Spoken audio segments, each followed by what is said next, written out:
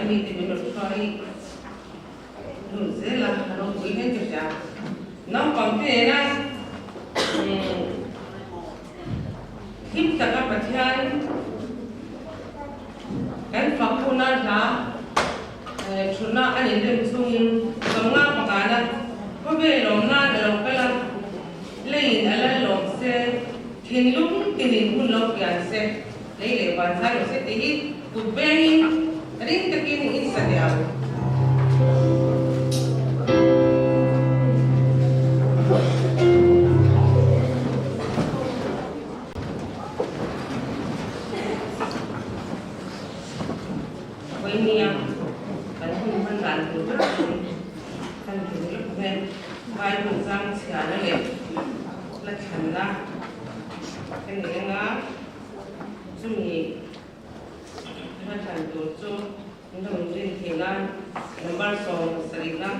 kan pathian ko ay khub za ini na kadati kan sang tuani chung jot chuan pon tul wan hon kan board secretary ko lo lam khom ne saron in hala voi ni kan solo tur pa hi kan nei don mon ka tia ma se pakhat so kan nei dona krishna man som pin na changi pathian pakha kan ngai thanga chuan swai Kumthar Ni kan siêu ni ani na shat puina soi du tan mi pakhat tan hun ka hong dona chuan thu sina siêu ni atangin ba na ko siêu ni chung anyang pathian thu tu kinai han tel ruwa thu tam ta alo lu ta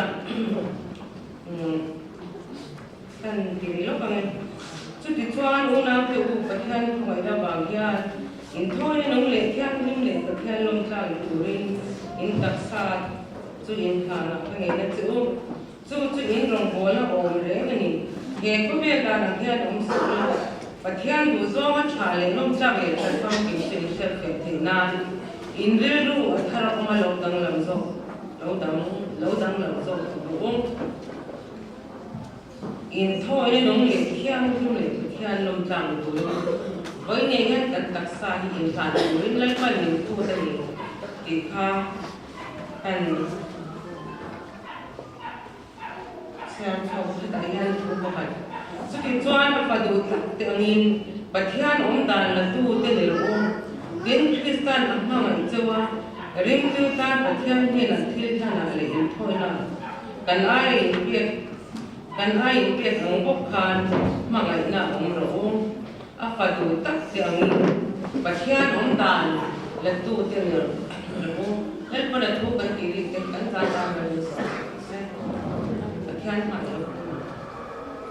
lel pa kan pathian kan pa min mai tu kina ni than tu tak mai lel pa min swai thing li kan long e ma long thu kan thil che ni với ni trang lel pa he kun than swai thing na kan ngai mana kan thinlung lalpa nang in minki dang lam sakla lalpa ri ru thiam him tak mai ne he Kumthar Ni kan han the na lalpa kan zaba hian thinlung thar min pe ang che voinia kan thil ti tur zong zong te ifa kha kan sak tu te i thu kan ngai thap tu te azaba in lalpa nang ma pu tak kan ron in thana lalpa voinia inkhawm zong zong thina kan om dan chu tile kan ti tu de tak tu na i thu thiam him kan han sia ta kan khan lalpa kan om dan tu de tak ko bola tang hian nangin min ko hu zela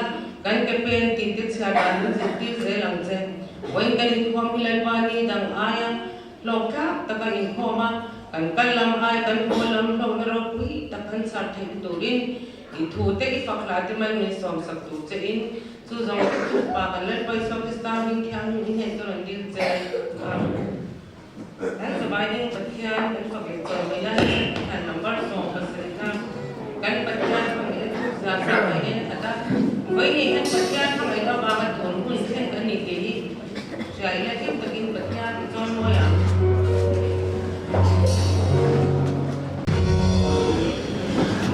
Hãy subscribe cho kênh Ghiền Mì Gõ để không bỏ lỡ những video hấp dẫn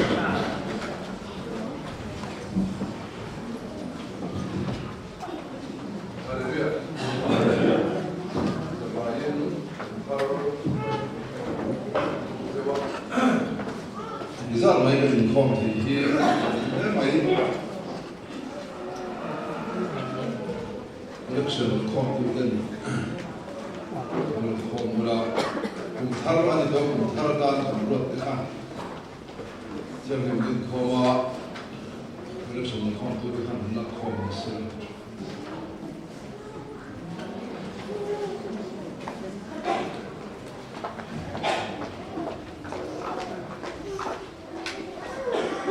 Kumthar chung kai ta kan so na tu kan hi chau an ta lang lang kan froi tu a ti lo ko ba froi tu thon kan nan ti lai ka ba soi yen lo man ti lo ta wa pathian la kan thanin inkhawm na kan inkhawm a ko ni sela froi tu kan so na ti lo ku ni in ban la atan ko ti lo ku ni pathian phật na la kan sak tu som do ni ama pathian phật nan chuwa than tu ro ni bangin pathian phật le choi moi nan la kan thang mai na chuan chu mi so chuan abuna zirin thu soi tu kan so nga emo sak zoa ban na kan siam mai do na ni chu bang chuan pathian phật na le choi moi nan ni lawa thu soi tu som nan te la kan thang fo ka chuan kan la sak chan kha adik don lawa in ngani ko than bui tin zia an lo dawa alai kha tisau sawa chu khan kumina Kumthar ai ro chuan hason tlangira tuman khoi tu somnan fakna da thang to lo vila ban na tur dan ko la thang to lo vila pathian from le choi moi nan chau thang to ti kha kan hason tur dan kan puama tin pathian faka choi moi tura solo ten helai hian nun sai ka ni platform a hian ta ni lovin he tarang hian hu te kim the helai um chuan hung le mo tangin in lang sa do in sai lai mel kha kan hu thina chu lang chuan a chu sa ka dun hi in ta chu tu ani lo le hom bol na ani ya to sai tu ne fa ka tu de ne in ang bet kan ni ya helai din hi tu mai ta chu lo tu ani solo tu piangin no chang chuan platform a hian pen ni chu sang ani ya a hin no se se ko don ya ti kha kan soi watin kan pon to thin ang le ko kan post to angin turin khom ba hian chung ko hom yu kan trep te pa bere mo nu bere mo unau ho che kan ni chuan au pa bere mo he zong tu bere mo khatiam kha in ron khom na ni tu ni ya chung ko pa bere in khom lo lau ani chuan chung ko du berin ai in tiam chuan chung in khom ho zinga hi chuan chung in ai ok kha fual chung chung tu ran ya tu da chuan thara kan bia in submit kan zel dan tu hi kan rel ro in ron khom na ro pui tak ti mai tiang poi mo tak kan nei do ani kan to mai don nge kan kal le zel do ti kha kan zawai kan nei to do na chu kan post to khan in pek na na sale zual ke po ngai do ni na nga chung chung sa ke chu kan soi ho do na thil poi mo ta ni in hei kan pho ngin bi chu ngi hian thil pe ro pe le chi ni chu ta mai ro pe le a ni hi ro ku chi khop pa ya a thi am to kin ko chang ta thian don se tu ta ni ro chi na ri ru wa iswa ku la ya biak ina jam pula thai itar ina siki kami kho duli kami athak ke ka nai tu na ro ko ma chuan ani som chonga be mai ro be china chuan chunga ro thu ko ra yo in kan su ti ha ani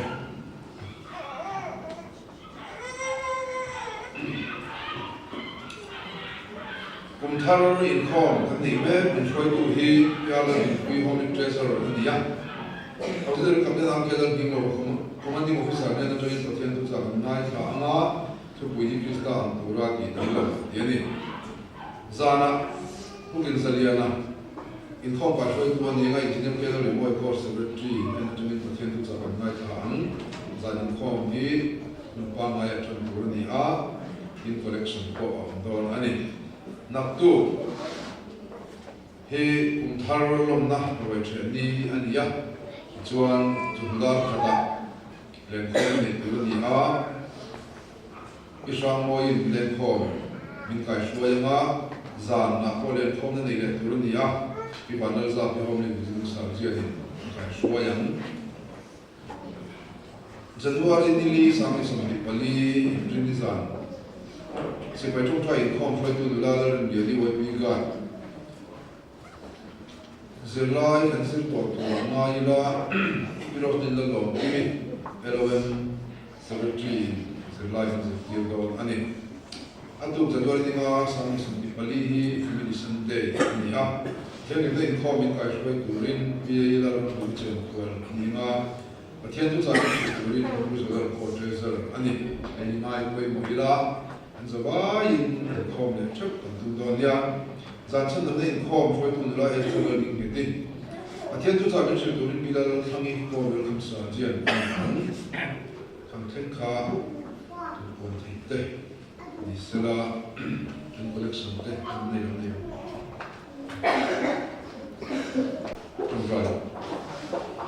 All part of Pathian chun ber min mai tu voi ni thar luam tak mai Kumthar sa ti som bile oma mu thei tura kan ma mo zong zoma mal so na min don tir wangin kan lo mai hen na thu kan shi che ani voi ni ai thar pa kan van ni zia te imal so na siar se lawa min vur zia te thu thiam thar le turin kan thara wa athari turon sei le la inde na lom chunga tapa thu kan soya kan lom na chu namma dan alo ni thei turin he ni thara hian kan te na atharin ron bom le turin kan nge che ani ti chuan nalpa imal so na tam tak kan ton singa in khom du na te in khom cha ka thi lung te min pele zela hen te akan tak pe nalpa mi song song ni se lo ani ya khober pu pui kan thirin hoi ni Kumthar lom na hian Christian te singa po nalpa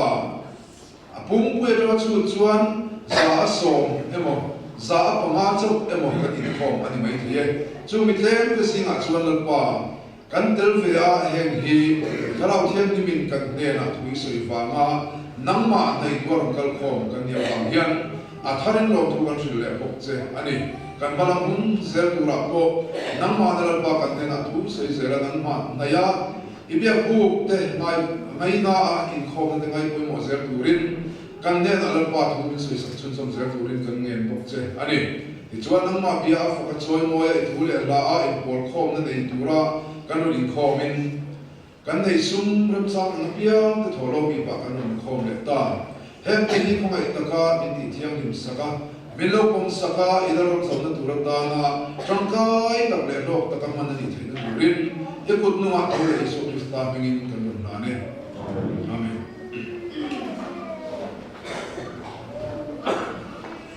Hallelujah One two cái mai cái nào cái này là ta cùng sang xong thì bằng áp phải cái lối của cái à cái sắc na quay sang thế là xong rồi khi alo mày à thì những cái đó thì ngoài cái chuột quay trên ngoài cắt cái sắc na rồi để sắc anh bên alo cái là ngoài của nó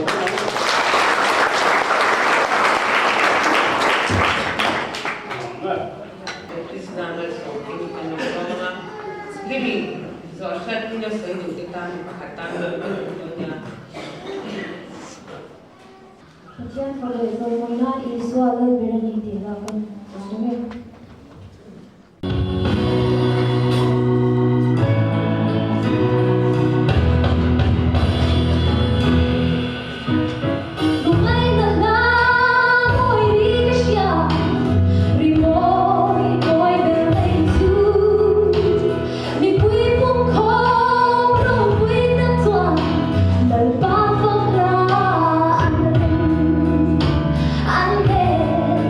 Let me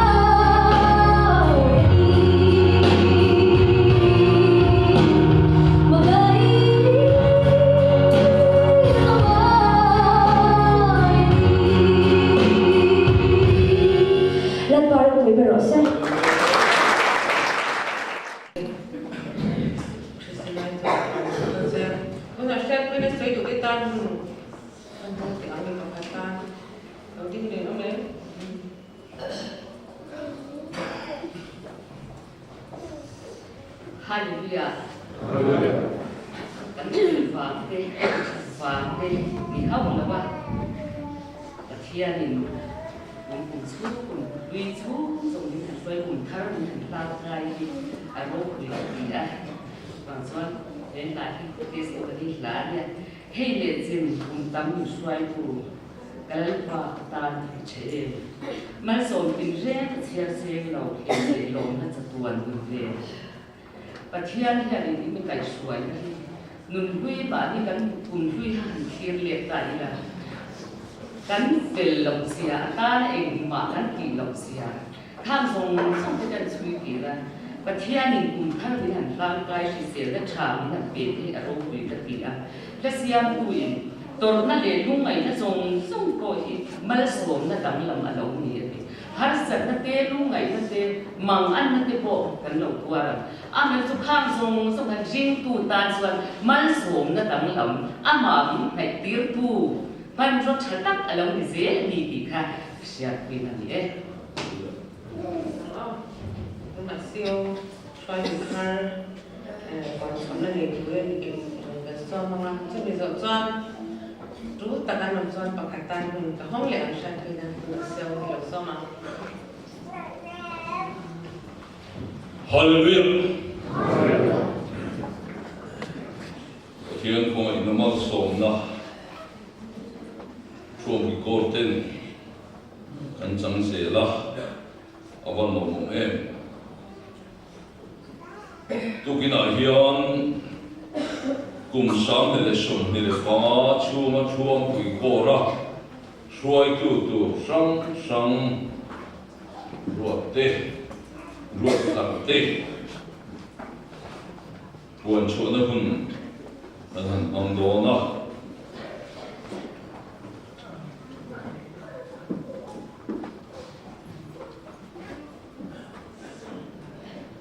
anh mình cần chia ra mà anh ta rồi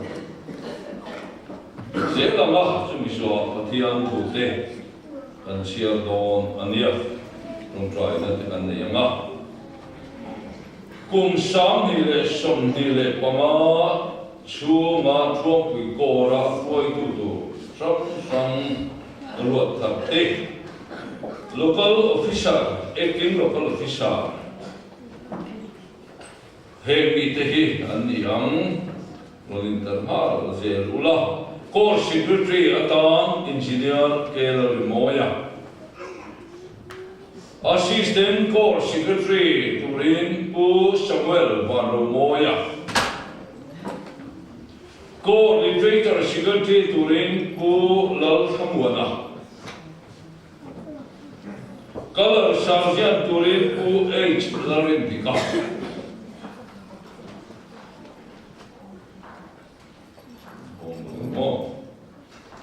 Penitent Form Sergeant Turin Pu Lal Domkima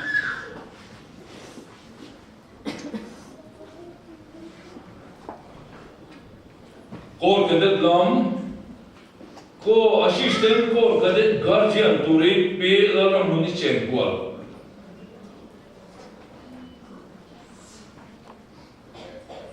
Core Cadet Sergeant Turin Tamhwal Peter Lalmamaya. One put a near, and then fellow Lavatu Mahi. YP Young people record sergeant YP RS Turin U Ginjaliana YP treasurer young people treasurer Turin Nula Noeli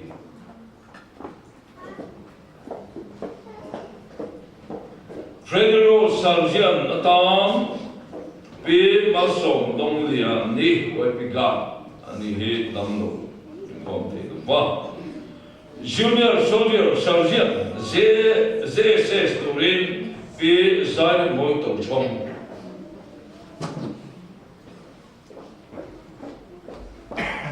company guard Turte P Grace Lalin Puye PF Lal Safam Kimi P. Mary Loving Omi. Oh, dam bo. P. Anula Loving Liani.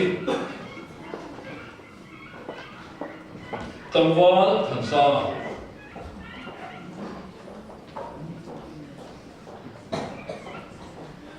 When a poor door, Atamatin down Hanakina, and Kaduna and slicing, hello, kill Maitonia. Main fellowship, MF, leader the town, Puti, Vanan Muaka, putting Sarjan. Assistant leader Turin, Pula, Lala, Core, visiting Sarjan.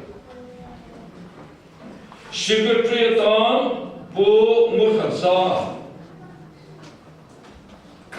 Men fellowship, Assistant Secretary Turin, Po F. Lanuthara. Treasurer Town, Po H. Lalindika.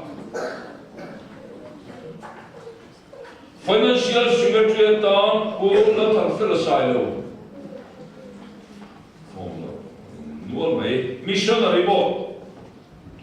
Missionary Board Chairman Turin, Po Thampiama Quartermaster. Vice Chairman Turin, Po Zalora, Co Treasurer. Secretary Town, P. Shani, Shothampui, Co Cadet Guardian.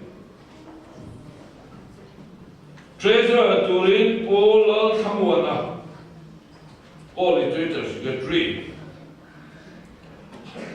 Senior Co Sunday Bible School.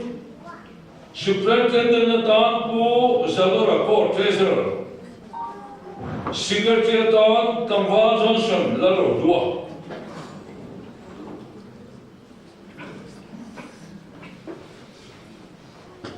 Treasurer Town, P. Laleni Home League, welcome Sarjan.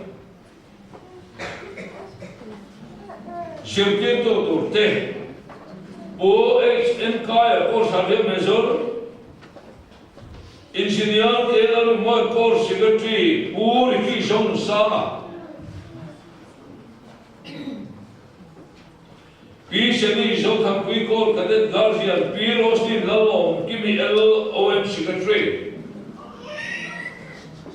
P. Reni Lavin Liani LOM Treasurer.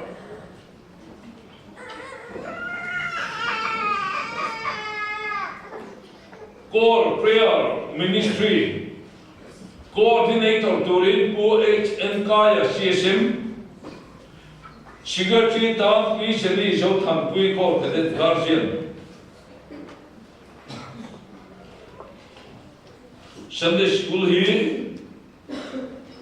Miso Bahi Sunday Ya. Trantours. Niang. So Lekha, Family Sunday. Nikha. Core Program Sub Council, Punrua Turte. Auxiliary Captain R. Kelan, Hino CO, Engineer Kelan, Moy Secretary, Puti Vanan Mo, Repeating Sergeant De, Pu Samuel, Vanu Moy, Assistant Force Secretary De, Aniang. Building Board. Chairman of Town, Engineer Kelan, Moy Secretary. Secretary Puriki Shon Sama. Treasurer, Po Zalora, Co Treasurer. Financial Secretary Town, Po Samuel Barlomoya, Assistant Corps Secretary. Senior Corps Council Member Turte. Auxiliary Captain Arkelan Hinglawa, Commanding Officer. Auxiliary Captain Lalpan Moi, Commanding Officer. Engineer Kelan Limoya, Po Zalora, Co Treasurer, Puti Valan Moka, Repeating Sergeant, Po Samuel Barlomoya, Assistant Corps Secretary, Po Thampia, Quartermaster, Po Ladom Kima, Patent Form Sergeant, Po Ladlandala, Corps Visiting Sergeant, Po H. Lalwin Color Sergeant, Po Lal Thamwana, Corps Literature Secretary, P. Lal Khangi, Corps Welcome Sergeant. P. Shani Jotham Quico Cadet Guardian, P. Laldu Swali Home Secretary, P. R. Himpui Home Treasurer,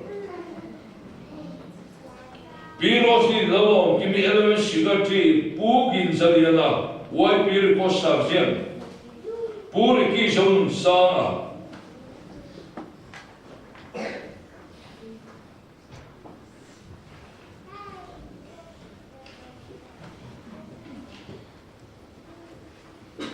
ese wai hung bra buang samnile somnile pangata na home council member ko te Auxiliary Captain Lalpan Moy Commanding Officer, PR usually Home Secretary, PR Liqui Home Treasurer, P. Vandal Zapi, Home Visiting Sergeant, Home Council Member to take and hit, P. Ladin Tani Home Secretary retired, P. Ladin Core Welcome Sergeant, P. Rosli Dalom, Kimi 11 Secretary, P. Ladin Yani, 11 Treasurer, P. Shani Shotan Kui, Core Cadet Guardian, P. Malsong Dong Yani, Y. Pika, P. Mary Ladin Omi, P. Lalo Duni, P. Laduni, Veteran Sergeant. Chia kalau fazil pula, P. Lalam Siami. Pi dalam nuni chen kuat, pi vandal emi,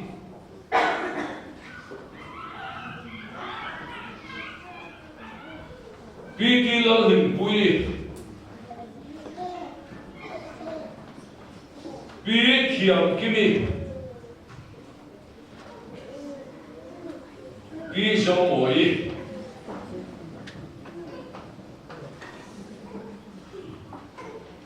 Eleven council member to Rahia, P. Song Moi Di Lo He, Home council member from Song Ha, or in the arm. P. Song Moi He, eleven member Di Lo Family, eleven council member Lamate, and the Lava. About Song Home council member Ka, eleven council member to in the Malay.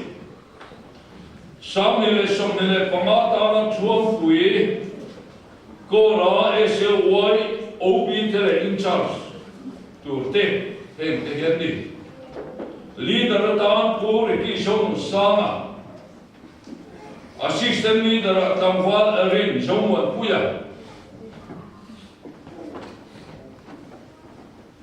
secretary tan tamwal zon samlar dua Assistant Secretary Turin Nula Valan Tuangi Treasurer Tamwal Tansana Financial Secretary Tan Nula Esther Lading Mehdi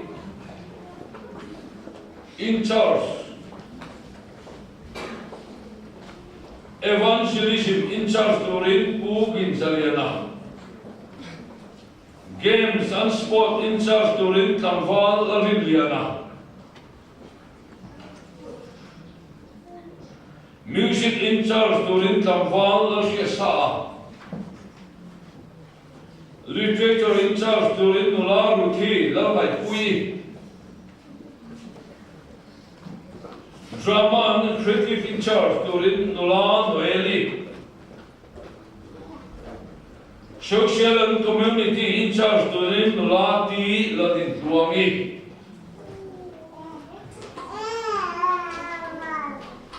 Hektihi Ruatar Ani A Commission Sa Emom Sa Wai Pile Ora Depo and Oman Ha Sukuan So Mailo Ani A Patian Tu and Chiarama In Sima Patian Paul Ho Chuen Polu Ki Tu Rani Avang Nilavin Patian Tua Machak Chung Jokin Hem Nabol Ho Du Vang Nihepavin Real Wadu Tak Jokin In Cham Techuma In Tilala Hepavin Paul Ho Entonan In Siam Jokin Ho Ru Tin Beram Ventu Lal Berjolo Lan Hunin Roupui Nalalukum, Vuelke Loju in Muang. Hekora section sang ta le korte suaya sipaite ma tong tam takakal masadurin pathianin suai tua arwat sewa du takin ti turani awang nilovin sa chungin en kol ula ilaha manju bera ventu lal ber alo lan huna ropui na lalukum buai kheyo ju in huang rombo tu du tak lal pan min pe andama khochuma an omani chuan inkhawm e tura ngai anni rombo tu tehi chuan or visiting sharia pural tan lala wanza miloza sela dia le la han hun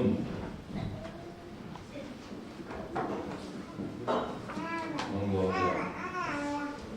ta zo wai mi pui te lo ti mang ko so yang lalpa rile fan lalpa kum sang le som dile palim in suai liama sang le som dile pala kum thara mal som na chamin voinia hian he kororong bol tu sang te ruat chua aloia nangari chani nangba ne ruat te voinia ma hian keisia loton takhen karon din puye lalpa anchan vote tu taka nangba pe kani ti sialom chumar ma bol theinan tharau thiam min mal so mi to puyam che voinia en lai ron dingwe thelo damlo te omlo te domani anni po kandil sakati damin om puila lalpa ron bol tu zong te lile van lalpa ron bol tu anni ti sia her bol nai du ngoi along chuan tho zel theinan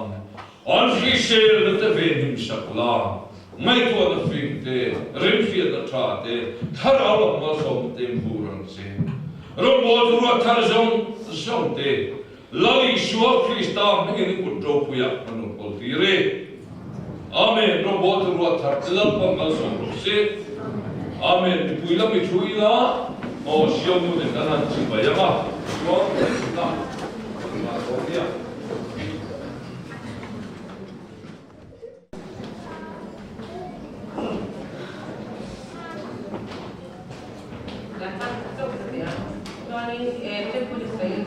Jadi tadi bahun tolong mereka kasih sebenarnya.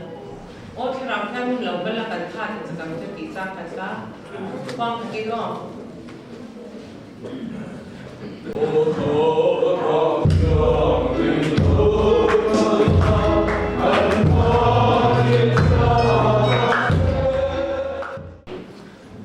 Haleluya. Kumthar Ni dan buktiwa. Hoini himalaso na kanton na niya building ang sumpo lo chade may ka alo ome in zai moy takte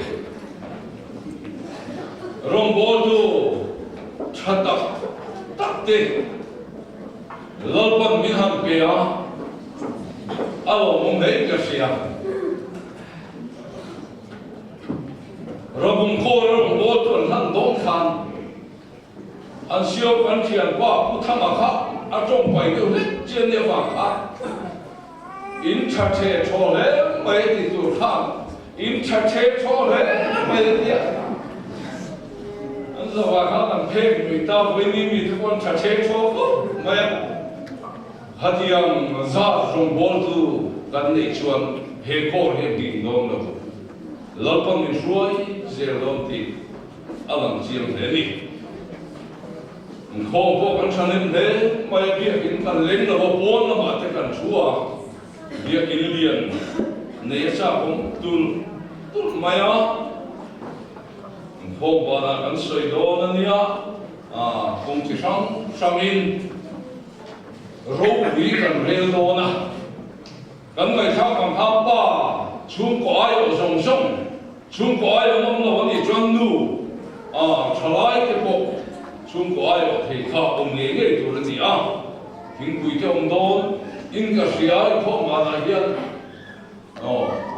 chung te chuan inama voi chu le ko kan ti chelo ni sa ko kha kan puang mam lo te wa le ko kan ti la te kha bu har takin kan le ko kan hau de le ka chu wa chuan buồn đầu lỗ khắp căn chặt tạm nó ní là làm đeo bằng an mà đi chế bình mà đi tin nó làm đâu cần lên thò mà với đi chùa đi thar cũng tầm mấy bát thiên thì mình làm bể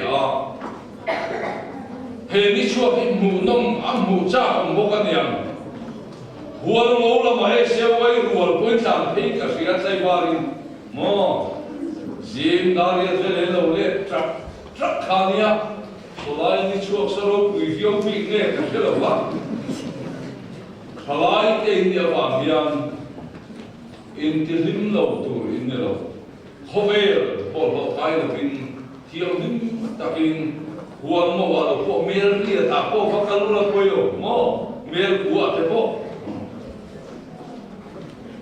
ni thar lo pang ni pe alo ni ne ni kumina kan thu pui tur ri Krista ang turapi lang lang. Yan niya. Sa program. Transform into Christ-likeness. Pero English ita niya. Pero miso tongin. Mapo kanson. Sote. English sa sarang kutang ko hela ko yan. Ati tetawa. Patiyan ko an chirame korin khuami tene na tir ko bola le khathon pani na bung thum cha so kariya thi gumina kan thu pui cha ron la chua ani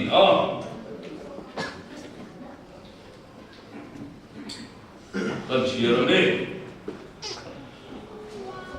Chuti chuan ke ni chu kan zain mai khu lovin dar khalam ama dal pa chu ne nin ro pui na tra ro pui selin chu mi an pui ne ya turin ki dang la min kan thin lal pa tharau ata chu kan muang ze lin athu kan sia te kan sa ta lal pa ngal ni so se Samhele samhele pangata na indo na althong setana kanne na turatan chuan Krista ang turati danglam ti hevoinia pathian ro pinan kan honga he thunam hiam sipaite kumin chunga lalpan min ti chakro se tongchai kan ne ame lalpa kan pathian nin hongai tu Samile samile pama hiyo kanin do na ta kan ban ruatu setana na hauber mai Krista ang turati danglam kan chan thei na tura thupui chatak mai min pe ko ba ka lo kan suye he thupui ma yan kumthar ni ma sabara he thu ko chui nom do na lapa olani suang turin khobela dam chumi Hiệp đồng cho bố chủ rin thì họ phải sắp suy nằm in nằm nòng đều thầy chủ rin si bài tên mình thì chắc là căn thu quỷ mang đi sổ sẽ bằng chế là đi xuống in cần ý lệ Amen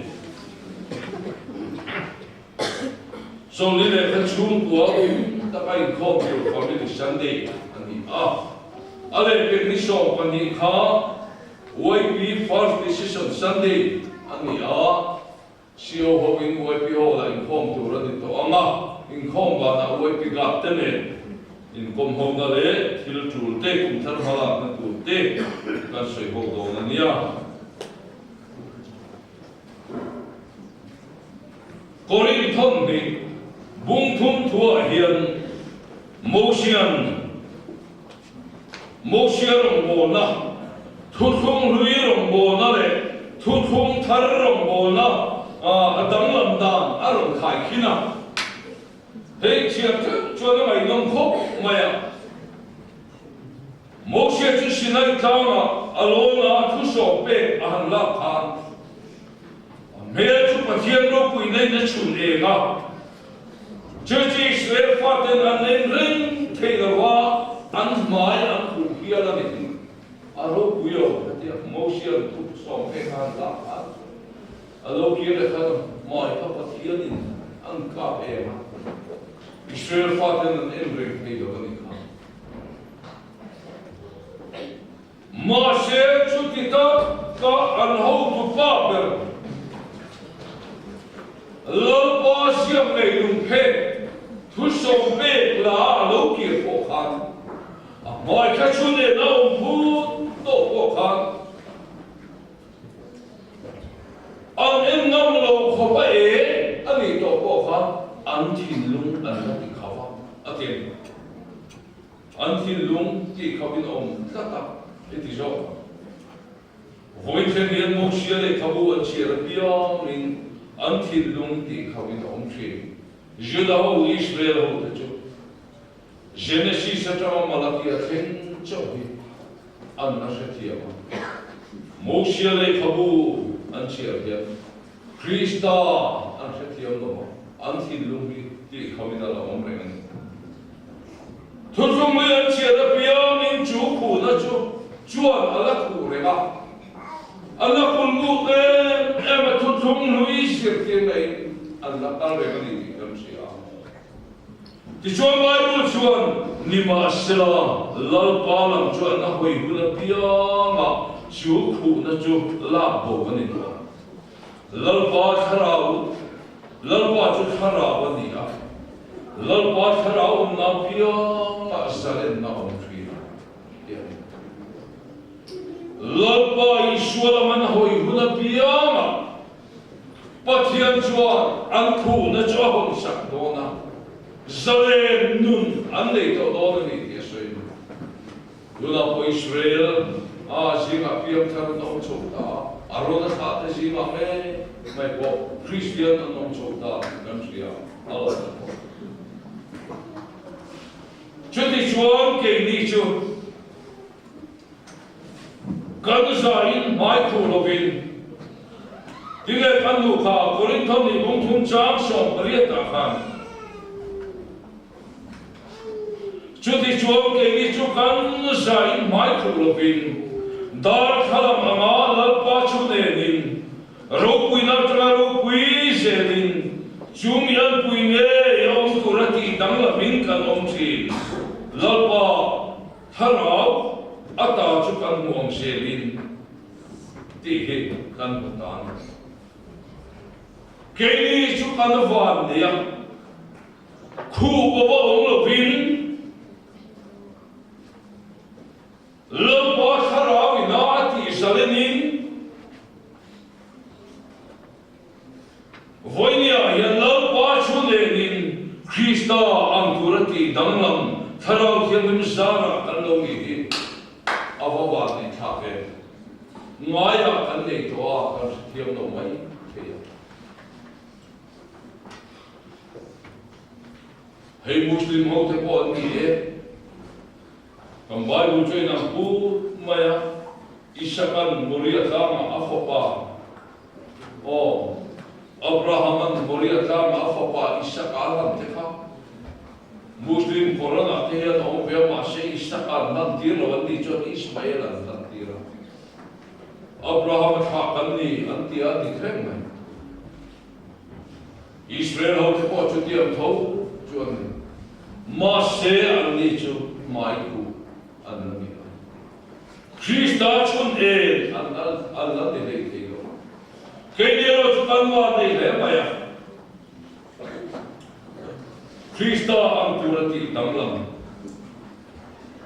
Krista ang turati danglam kan thu pui apoi mo ve voi khata soi fia se po ni la lang thu sum lui dan mokshe le khabu ringa lakal me te chu chuda khir khiap tak zom di kawa min van ram khe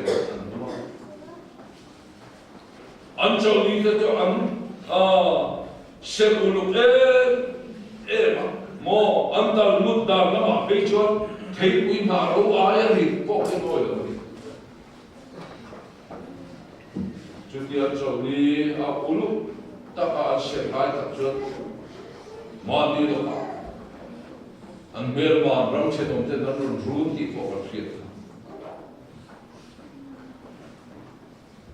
chuan đàn con ngục tập mấy anh sống thì các bạn chuan van năm cái thôi thà nào kia lấy mông zian thế là không ai na chăn đầm mông zian thế là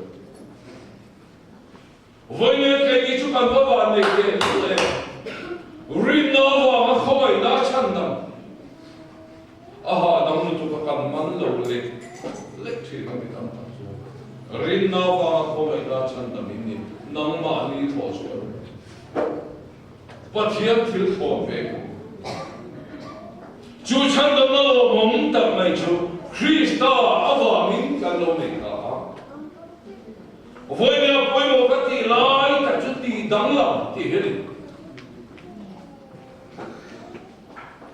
cái chiếc chỉ là cái thiên lúc mình lên tỷ đắng lắm tỷ lại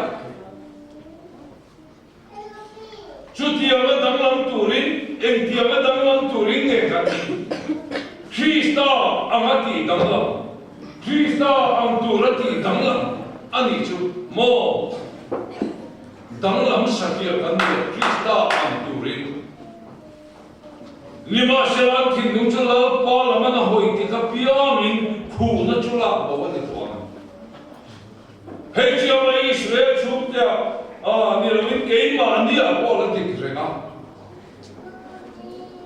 halo kian sara la dik zelo Nima sean kin lungcho lal parman hoi ki kapia min study Bible chuan lal pa Isua laman hoi ki kapia min an kin lungcho an khu na chula bo wani ama nun thar pe kan ni ama lal Isua Christian hena ti tak setanin hama an po mapia min an po huna Khomer suale bol na katanga alota to na che chungai dam ani ama nun thar pe ani ama chuchu voyan anta thuding ring alani lali shua Christian ne lai pe ka lali shua irin du apiamin idu huna ishwal bol humruya Kanti lo tu kalau ki som ko lalpa chua min mai da lima selam ki lo tu lalpa Isua man hoi ki pia min sual khu na song me an fia tiam lo na khu na song khala pia ni tom hallelujah avo hoi mo ke ni po Isua lam kan hoi chuan kan thin lui na du pot chuan ama ti nang la min kan om the ama ti nang la min kan om mo loli Isua lama kan thin lung kan hoya loli Isua ne na kan tluk lu pot chuan entime pola na ti min ti chap tu a chuan en tim ka ti ke mo meja ka hei the lo ku ka hei the lo ti mai ni la min ti chap tu a chuan en tim ka ti ke loli Isua lam kan hoi ka pia la lalpa ne na kan tluk lo kan in han hu na pia min Harau dia menjual mincut engdo. Lam mailo te lama lalpa mailo. Wena kan inkhawm te varok ye mo dia kilim lo kan inkhawm ta. He ko lalpa ni menjual achi amre. Kalau kasoi to tam ta ko. Krista ang durati damla. Ama an nachwege. Amma an natura kan damlam na chui me ni ta kobe ni ai kan damlam na tur chu pakhat na thiam din nei khom nei salvation army ko kran kan kisa riru thara thiam din apoi mo thiam din na bin tu man na man lo chu la chu ma thiam din riru taksa thara Isua kan an na tu Kila panina chuanin ngai to na. Fapa meu po ni sela thi kho phia la tu zomi nang le ke ta le shoma tom ra rakin in ngai to na der ni lo in ngai to na ta. Chu Krista ang tu ra ti nang lo. Kan chan tu. Kin mo ngai na mo in mo ngai. Mo ngai na chong lo chu tu mai ma ka si. Sipai te kanin mamaya. Ring tu te kanin mamaya. Kidule kita seta mai na kanin Krista an. Nisala te po. Tiltui ta mai ke an do sa te kan do acham. Enge mo kan dong ya. Sino te min tlon va chu ni ya lo. Pe do kan ni ya lo. Tlon na tu rin sum po kan ni. Mama ina wa min pe ni kan lo chu. Hara mai mama ya in una mo William Butler ni me ti. Chum polian tak kasin. Salvation Army tu chum ko. Jamle kanin hawa jamle kanin. Jamle kanin na pe ya mo jamle kanin dila. Rong kan bol ho chum ko. Mama ina. Lodi shua an turati danglam kan ina tu chum mama ina. Ke pa hale janri nom da. Amal mal koi sal nom tham betan ya ba se hun tal da de ba. Rin nom na. Lodi shua Krista an rin nom chua. Hove la hin kan rin nom. Lodi shua Krista an rin nom chua. Kan na ko kan rin nom. Lodi shua Krista mi arin om tak shua. Heko vela pen mi rin ta an ne shi. Just lodi shua kan na tu chon rin om na. Huai shet na. Huai shet na ni shua. Rin tu te kan huai shet tu. Cham chin choshil na ko ma pathia na va min kan huai shet. Mo inkhawm at tu na sa imang tulad at tinatid. Inulakim kimia sa tekla tu ko ma dap so viela te dap ba so viet ver. Rolin kanan sukala ni counseling tu te poni training college at poni. How to te min ham tir so mi pagi. Te Vachua pula counseling padero, du motar in varil piam thartur.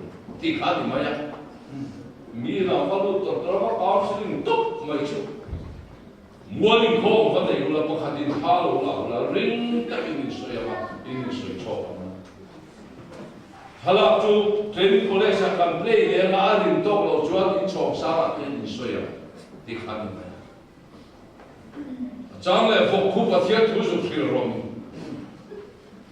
Mo Krista avamin khover ni ti ain kan huai shen ku ni lali she huai shen sin mai cham kota bia bu kota thil an no so ta isuan ni ni ko mai khap ai ti try ti dia ni lo ko point to try ni tu an mai cha an thil so an phoi shen noi an do ka den ni phuk sa thu dik na wang kan huai shen ku idik chuan ni huai shen Mo, kemani amat siang lo minsan tirtu amaro cepat baik. So John Krista an na poma John, weshen na, medik na, patian fa ni, soi ko kam. So kumina kan tu kuih mun tak penjela Krista an tu berarti kamar. Kumina hiana khoilaya tak hianne Krista kan betek na tu. Krista ang turati danglam kani vete itu. Lalpa ava maka danglam itu te. Kemanin in napang. Kanin siya sakloka kemania. Masih kemani jemde helai. Krista kalan te dona. Mo ansoi siya jian musim jian koi. empty me Bible to ta suat in reman he ula chuning na thola thin lim veula tong ve bur bur ro ti lom ula na sat in kim van in lom Krista ang kujuan sei ser el musit de bo te Voile sei tu tam ta ma Ato majun Krista kan ang te tu Lali shua kan rinti kapiama Lali shua nelai ran kumpul huna Helai mi singa makanti te do te Mi singa ma harsa kanti cinte Lali shua men chuan engkin hiti te ni Atan til harsa in ma omla Jawa chuan kum samile shomile pama dian Mitin mai te Krista amati damlam ni te turin Kan harsat nalai Krista kan anlop nalai piang le ka ang te turin Harau tianim chan pinazara in buasa yang ku Lalkana tumor somro se Amen Patian forte choy mo na makan sa Anga Tukin sima inkhawm hi Zambile magni Nanti da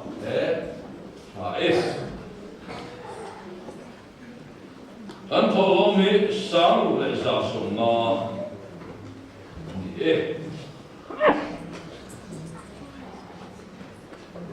Ni tin mi som thi au ne mai la ap mai daron pan na Jordan tui pui ko ma se khomela yan har san le buai na te aron por Look masih, olah para malu lupa. Lapan mahai teram abu asaijo, khobel kanal mahai ketemu so. Krista belen tu ten suadan daulo, limi nama.